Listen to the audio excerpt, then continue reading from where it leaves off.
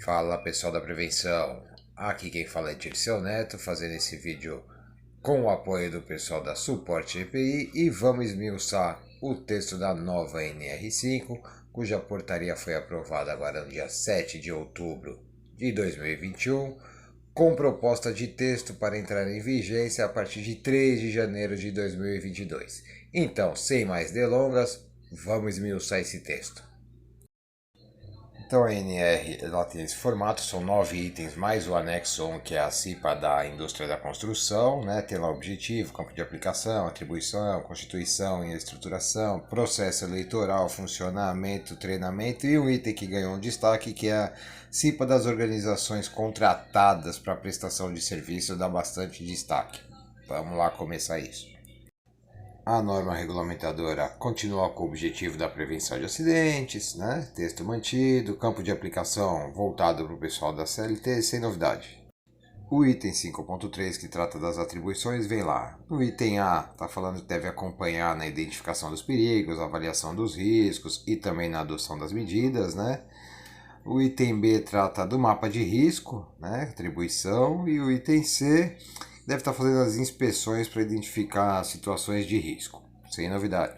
Segue com o item D, que é o plano de trabalho preventivo, E, participar na implementação de programas de segurança, tem F, participar da análise de acidentes e propor medidas, e o item G, que é requisitar, né, as informações de segurança, inclusive em relação a acidente de trabalho. 532. A empresa precisa proporcionar os meios o que a CIPA precisar, assim como disponibilizar o tempo também, né? Permitir a colaboração de trabalhadores alheios, né, da própria empresa e fornecer as informações necessárias que a CIPA solicitar. O item 533 garante aos trabalhadores o direito de indicar, né, para a CIPA, para o SESB ou para a empresa qualquer situação de risco, pois vem as atribuições do presidente, convoca os membros para as reuniões, coordena as reuniões, encaminha para o SESB o que decidir, e o vice-presidente tem que substituir o presidente quando tiver algum tipo de afastamento aí. O item 541 fala que é composta por representantes da empresa e dos trabalhadores, né, de acordo com o quadro 1. O quadro 1, sim, mudou bastante, né, o formato a gente vai ver lá na frente. E o 542 fala das empresas que trabalham com turnos, que tem muita gente durante algumas partes do ano, então o dimensionamento deles vai ser com base na média aritmética do número de trabalhadores do ano civil anterior. E aí usando o quadro 1 da NR5. 536, as atribuições do presidente e do vice juntos, né, que é coordenar a CIPA, né, buscando os objetivos aí e divulgar as decisões da CIPA para todos os trabalhadores. O texto segue sem mudança, né? A empresa designa os seus representantes, os trabalhadores elegem os seus eleitos, a organização, dentre os seus representantes, elege o presidente, os eleitos, dentre eles, elegem o vice-presidente e o mandato continua de um ano, permitido uma reeleição. Então a CIPA assume no primeiro dia útil depois do término do mandato anterior. Os titulares e suplentes recebem cópia das atas das eleições e posse. E, quando solicitada, a CIPA encaminha a documentação referente do processo eleitoral para o sindicato no prazo de 10 dias. 5410. A CIPA não pode ter o número de representantes reduzido, né? Mesmo que a empresa reduza o número de trabalhadores, só se a empresa encerrar as atividades.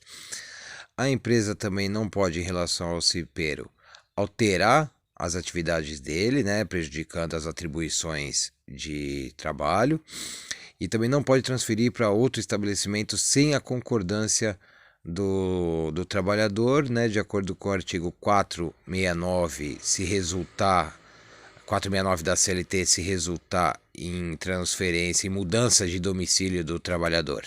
5412, texto mantido, né? Não pode estar mandando embora dispensa arbitrária ou sem justa causa desde a candidatura até um ano após o seu mandato. Porém, o item 5412.1 é uma novidade, né? Contrato por tempo determinado, acabava o contrato da pessoa, ela sendo cipeira, ficava aquela discussão se poderia ou não ser mandada embora.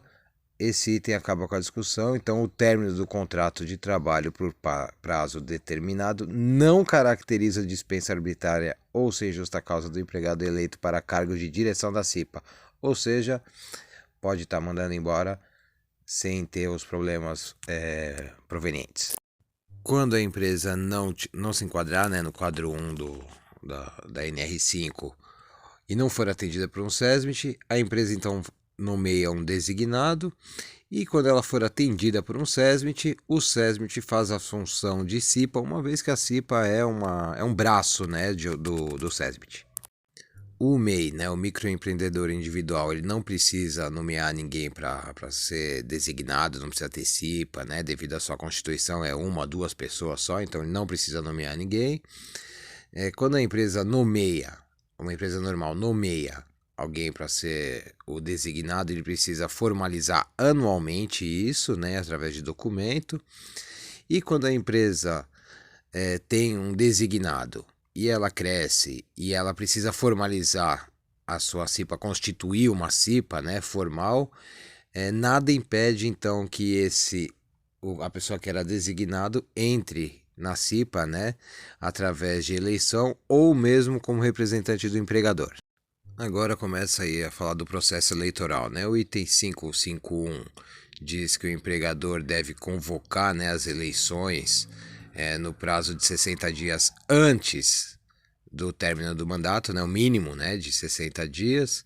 5511, a empresa tem que informar o sindicato da categoria, podendo ser por meio eletrônico, o início, né, do processo eleitoral. E o 552, o presidente e o vice-presidente da CIPA constituem a comissão eleitoral dentre os seus membros que vai estar organizando todo o processo eleitoral.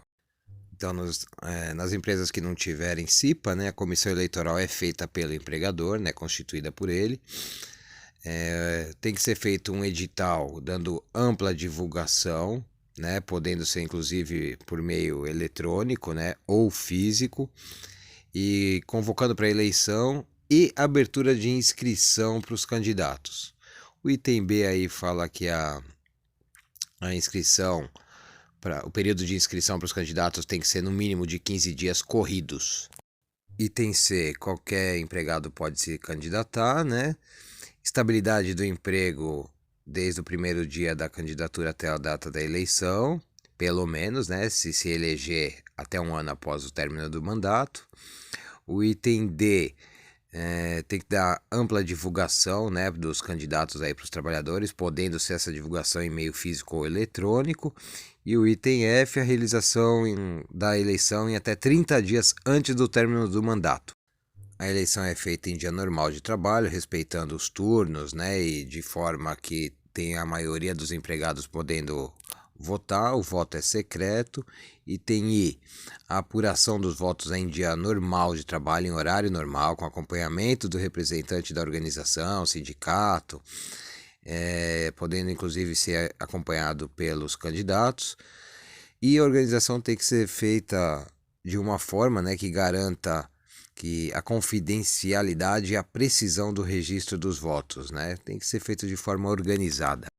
Item 554. Aqui a gente vê uma alteração aí no novo texto, né? Então vamos lá. Na hipótese de não haver votação inferior a 50% dos empregados, não tem apuração dos votos e prorroga a eleição para o dia seguinte, né, o dia subsequente, computando seus votos já registrados no dia anterior, a qual será considerada válida com a participação de no mínimo 1/3 dos empregados. Então, se pelo menos 1/3 votou, vai estar sendo contabilizado.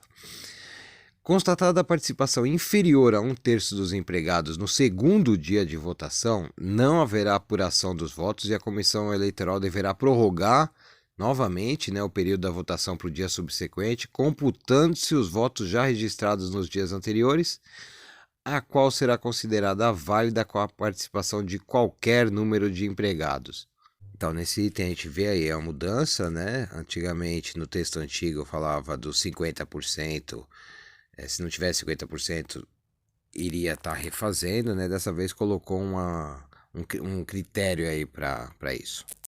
Então, caso seja necessário prorrogar esses prazos aí da eleição, né, da votação, deve ser indicado ao sindicato, né? 5.555. Qualquer denúncia deve ser feita na unidade descentralizada de inspeção do trabalho em 30 dias após a publicação do resultado da eleição da CIPA e compete à autoridade máxima regional em matéria de inspeção do trabalho a anulação, se for o caso, né, a anulação do processo eleitoral. Caso ocorra anulação só da votação, a empresa tem que convocar uma nova votação em 10 dias contados da data da ciência, né, garantidas as inscrições que já existiam. Nos demais casos, né, é essa autoridade aí que vai decidir quais são, o que é que foi infringido, as providências que devem ser tomadas e os prazos, né, respeitando as determinações aqui da ANR.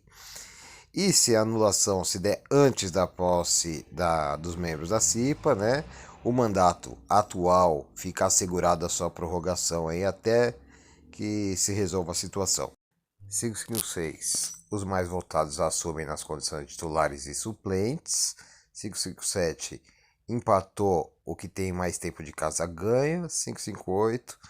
É feita uma relação, né, dos candidatos votados na sequência para assumir em caso de vacância. Agora começa a falar do funcionamento, né? Então a CIPA tem as suas reuniões ordinárias, né, de acordo com o calendário, e aí vem alguma novidade aí nesse novo texto. Então a CIPA de ME, microempresa, e empresa de pequeno porte, grau de risco 1 e 2, as reuniões não precisam ser mensais, elas podem ser bimestrais. Essas reuniões devem ser presenciais, mas podem ser de forma remota, né, uma novidade. E data e horário é combinado entre os membros da CIPA, né, observando aí os turnos e jornadas de trabalho. Então, a reunião da CIPA tem ata assinada pelos presentes. Essas atas devem ser disponibilizadas para os integrantes, podendo ser por meio eletrônico. As decisões da CIPA devem ser disponibilizadas para os trabalhadores, né? Pode ser em quadro de aviso ou meio eletrônico. E reuniões extraordinárias quando tiver algum acidente grave ou fatal, ou então alguma das representações solicitar, seja ela dos trabalhadores ou do empregador. 565. Para cada reunião ordinária ou extraordinária, os membros da CIPA vão designar alguém para ser o secretário. Isso é uma mudança do texto antigo. O texto antigo falava que os membros da CIPA nomeariam alguém para ser secretário, podendo essa pessoa inclusive ser de fora da CIPA, não ter sido eleito. Bom, é uma mudança, né? Faltou em 4 reuniões ordinárias sem justificativa, perde o mandato de titular, né? A vacância definitiva do cargo durante o mandato será suprida por suplente obedecida à ordem. Perdeu a vaga, o primeiro suplente assume, né? Tem uma ordem decrescente aí. Se por um acaso acabarem os suplentes, né, durante os primeiros 6 meses do mandato, a empresa tem que promover uma nova eleição, né, uma eleição extraordinária, e que só vai ser válida com 1/3, né, dos trabalhadores votando. Os prazos dessa eleição extraordinária são reduzidos pela metade, todas as exigências da ANR devem ser atendidas, e caso o presidente se afaste do cargo, né, vai indicar o substituto, a organização indica o substituto, né, em 2 dias úteis. Já se quem se afastar for o vice-presidente, né, então os membros titulares dos empregados, né, vão escolher o substituto entre os seus titulares em 2 dias úteis. Caso tenha uma eleição extraordinária, o mandato da pessoa que assumir extraordinariamente vai ser compatibilizado, vai terminar junto com o dos originais. E o treinamento dessa pessoa que assumir extraordinariamente, né, deve ser realizado em 30 dias contados a partir da data da sua posse. 568. As decisões da CIPA devem ser por consenso, né? Não tendo consenso, deve haver uma votação para chegar a uma decisão. O item 5.7 fala sobre treinamento, né? O treinamento deve ser feito antes da posse, tanto para os membros titulares e suplentes da CIPA, quanto para o nomeado. E se for uma CIPA em primeiro mandato, o treinamento é dado em 30 dias contados a partir da data da posse. O item 572 dá o conteúdo, né, do treinamento, tem lá ambiente de trabalho, né, os riscos que são originados no trabalho. Item B, noção sobre acidente de trabalho, né, decorrente das condições, né, de trabalho, da exposição, dos riscos. O item C, investigação de análise de acidentes. O item D, higiene do trabalho, medidas de prevenção. Item E, legislação trabalhista e previdenciária. F, inclusão de pessoas com deficiência e reabilitados, né, no trabalho. E G, organização da CIPA e outros assuntos que forem julgados necessários. O item 573, ele menciona lá a NR1, né, que trata dos treinamentos que já podem ser reaproveitados, né, dentro da empresa.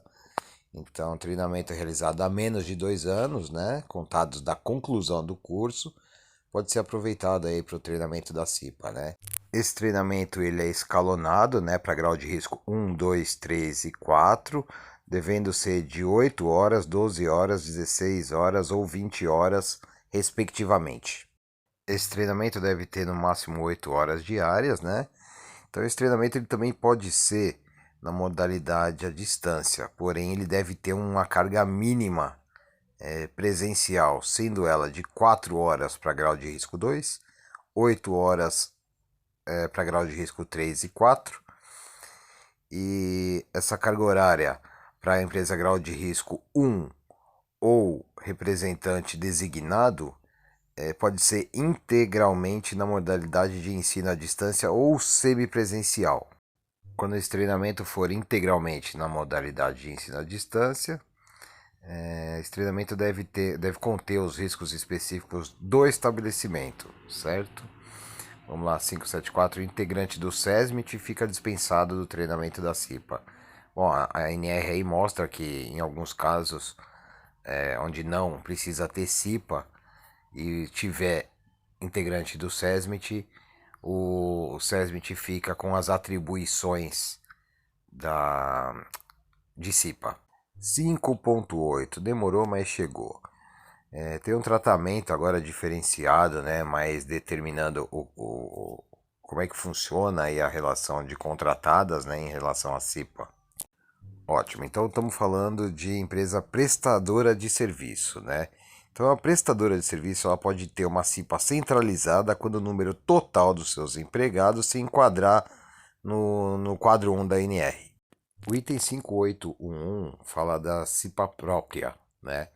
Então, quando a contratada atua numa contratante grau de risco 3 ou 4 e o número total dos seus empregados na contratante estiver dentro do quadro 1, então a contratada tem que constituir uma CIPA própria nesse estabelecimento, considerando o grau de risco da contratante. E nesse caso da CIPA própria, caso o contrato seja de até 180 dias, então a contratada fica dispensada de ter que constituir uma CIPA própria nesse caso. Meio confuso, né? Vamos lá. Uma prestadora de serviço vai atuar dentro da contratante, que ela é grau de risco 3 ou 4.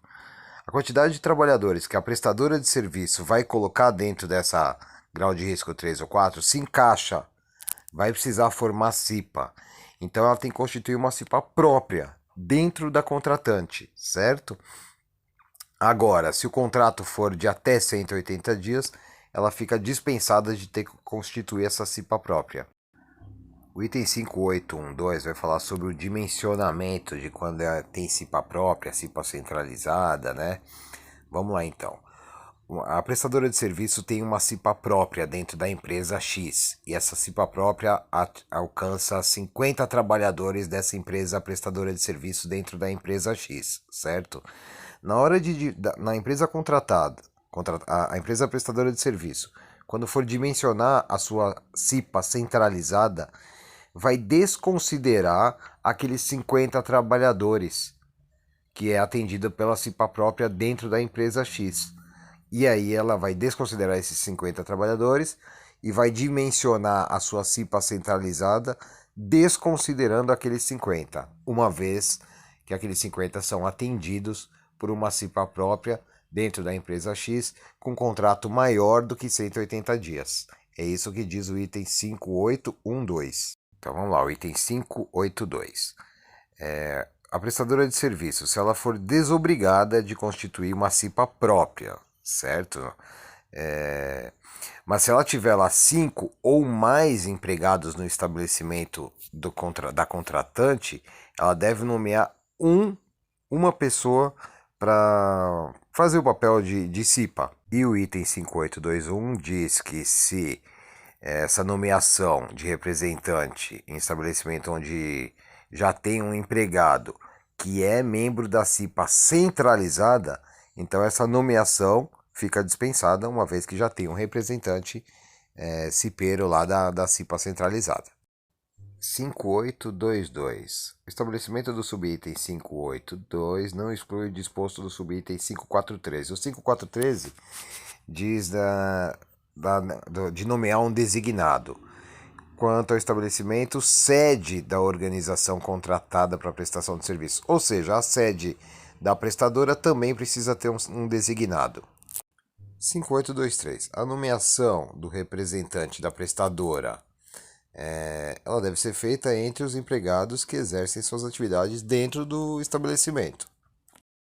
583. A empresa, a empresa contratada, ela deve prover os meios para que a CIPA interaja com as empresas com os funcionários nas empresas onde ela presta serviços. 5831. Quando tiver reunião da CIPA centralizada, a empresa tem que garantir, que os membros nomeados tenham participação nessas reuniões da CIPA centralizada. 5832. Os integrantes da CIPA centralizada, eles devem poder atuar nos estabelecimentos que não tem um representante nomeado, atentando aí ao item 562, que inclusive pode ser de forma remota. 584. O nomeado da prestadora, ele tem que participar de treinamento de acordo com o grau de risco da contratante. 585. Bom, esse item menciona o item 5811, esse item está lá embaixo. Quando a prestadora de serviço está em uma contratante de grau de risco 3 ou 4 e se encaixa no quadro 1, ela deve constituir uma CIPA própria. Então esse item aí está dizendo que essa CIPA própria será considerada encerrada para todos os efeitos quando encerradas as suas atividades no estabelecimento. 586. Bom, esse item menciona o item 582 e o 582 diz que a empresa que está, a prestadora de serviço, que é desobrigada de constituir uma CIPA, mas que tem no estabelecimento da contratante 5 ou mais, até o número onde ele precise ter realmente uma CIPA constituída, ele precisa designar alguém para exercer o papel de cipeiro lá. E esse item 586 diz que a contratante deve exigir a nomeação desse representante. 587 diz que a contratante deve convidar a contratada para participar da reunião da CIPA, integrar as CIPAs, pensando sempre na prevenção, sempre que eles atuarem no mesmo estabelecimento, para atuarem juntas com ações de segurança. 5871. A contratada deve indicar um representante da CIPA ou nomeado para participar da reunião da CIPA da contratante, justamente para interação entre as CIPAs. 5.9. As disposições gerais. Então a contratante tem que passar as informações de segurança contidas no seu PGR, para as contratadas, para a CIPA, para os representantes nomeados, assim como para todos os trabalhadores. 592. Toda a documentação da CIPA deve ficar no estabelecimento à disposição para uma eventual inspeção, por no mínimo 5 anos. 593. Caso a empresa altere o seu grau de risco, na próxima eleição da CIPA deve passar por um redimensionamento considerando o novo grau de risco. Bom, chegamos ao quadro 1, que dá o dimensionamento da CIPA, separados aí pelos graus de risco, 1, 2, 3 e 4. Até 19 trabalhadores, nenhum desses graus de risco precisa ter CIPA. A partir de 20, 3 e 4 precisa ter, né? A partir de 51 trabalhadores, grau de risco 2 também precisa ter. E a partir de 81 trabalhadores, grau de risco 1 também precisa começar a ter CIPA. E assim vai, né? Até 10 mil trabalhadores. Acima de 10 mil, para cada grupo de 2.500 trabalhadores, você acrescenta o número que está na coluna ao número anterior. Eu acho que esse sistema deu uma simplificada, né? O antigo sistema levava em conta o KNAI, tinha uma série de designações diferentes. Esse aí deu uma simplificada, puxou mais para a formação do SESMIT, né? Grau de risco e número de trabalhadores. Coerente, simplificou. Eu acho que ficou bem melhor assim. O anexo 1 da NR5 trata da CIPA da indústria da construção, com objetivo, campo de aplicação, disposições gerais. É um texto bem curto, vale a pena dar uma olhada. E esse é o estudo que eu fiz da NR5, tá certo, pessoal? Eu espero que ela entre em vigor aí no dia 3 de janeiro de 2022, tá bom? O meu nome é Dirceu Neto, fiz esse vídeo aqui com o apoio da Suporte EPI. Um forte abraço para vocês. Fui!